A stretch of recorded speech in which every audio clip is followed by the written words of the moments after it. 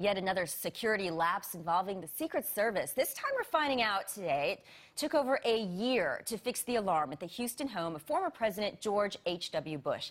This is just the latest in a string of security blunders and scandals involving the Secret Service. We put together a list of them to refresh your memory. It was November of 2009. Wannabe reality TV star and her husband bluffed their way into the White House and took pictures with President Obama. In November 2011, a man fired 7 shots at the White House. Now, the Secret Service said no bullets hit the residence, but 4 days later, a housekeeper discovered they had. In 2012, Secret Service agents preparing for a presidential trip to Colombia entertained prostitutes in their hotel rooms. Then there was the infamous sign language imposter at the Nelson Mandela funeral who stood right next to President Obama. And just a few months ago, the Secret Service allowed a man with a criminal record and a gun on an elevator with the president.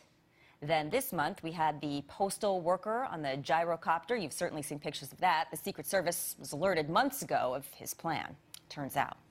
Well, then we have all of the White House fence jumpers. Almost too many to count. But one even made it inside the White House with a knife. The Secret Service at first denied he made it inside the mansion, but were forced to change their story. And the Secret Service might have denied this as well if it wasn't caught on tape by a Fox Business camera crew. A White House fence jumper kicking 2 Secret Service dogs before being taken down. With us now, the chairman of the House Oversight and Government Reform Committee, Republican Congressman Jason Chaffetz of Utah. Congressman, great to have you.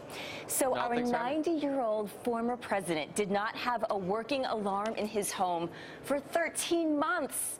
Really? It is stunning. It's hard to believe. I mean, these problems with this alarm started in 2010, but it was inoperable for more than a year. That is wholly and totally unacceptable. I think the Secret Service now gets that and understands that, but it was fundamentally and totally wrong. Are you getting any answers, any more details as to how this was left to linger for so long, for more than a year? Well, this is not, unfortunately, an isolated incident. The Secret Service was having problems with its technology with various former presidents' residents. This was not the only one. We've known about this for months now, but feel free and comfortable to talk about it, given that they have rectified it. But really, there is no good excuse. They don't lack budget. The technology's there. They had to add extra personnel to secure the president. There were no breaches, fortunately. But they should never have that degree of vulnerability. It just should never be there.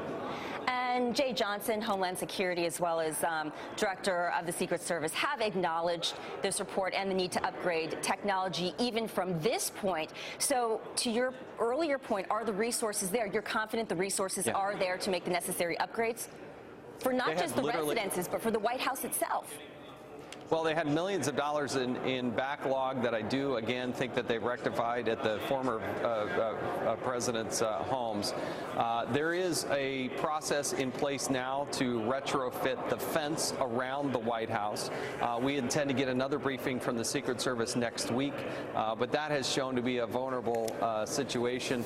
The Secret Service is making adjustments, additional patrols, additional people, additional dogs, to make sure that nobody gets through. What about a different attitude, perhaps? You know, there's this laundry list of infractions by the Secret Service. You mentioned some of the fence jumpers. There's the hearing with the gyrocopter security breach at the Capitol. Describe for you, if you will, your feeling as to how the Secret Service conducts business and what morale is like there, and if it needs to improve. Well, I'm very concerned about the deep-seated cultural problems that they've had. We've seen that from Cartagena to the shooting in 2011. I mean, the laundry list is long and growing. We hope that there's a transformative process in place, that Director Clancy can help lead that forward. I got to tell you, though, in the gyrocopter, having had the confidential briefing yesterday, I think the Secret Service is less involved in that. You have organizations like NORAD under the Pentagon's control, the FAA, Park Police play a role, certainly the Capitol Hill Police, and then the Sergeant of Arms. So Secret Service probably plays less of a role in that, and in terms of the gyrocopter, really not the heart of their jurisdiction. Fair point, but there was a hearing, right, on the gyrocopter, and many of those agencies you just mentioned didn't even bother to show up to that hearing yesterday. That's a problem, no? Yeah, this was a closed-door briefing with 4 committees, and you had NORAD, the FBI, the FAA, and the Park Police, who decided they were not going to come brief members of Congress. 4 committees in total. They just thumbed their nose at us, and so I issued a directive and called the hearing, I should say, for next Wednesday at 10 a.m. That is not optional. They will be there. And Congressman Chaffetz, it's worth closing with this. The always gracious President George H.W. Bush tweeting, "Barbara and I have great respect and confidence in the men and women of the Secret Service. The respect and confidence has never waned." So the president himself did not complain, "Hey, my alarm's not working, guys, get on it." Well, the Secret Service added more personnel. There were no breaches. They're wonderful men and women who serve in the Secret Service. But, you know, behind the scenes, those working on technology, it's got to be in place. This is a no-fail mission, and that means that technology's got to be working 24/7 at 365 days of the year. You can't go for a year and not have an alarm system. It's just unacceptable.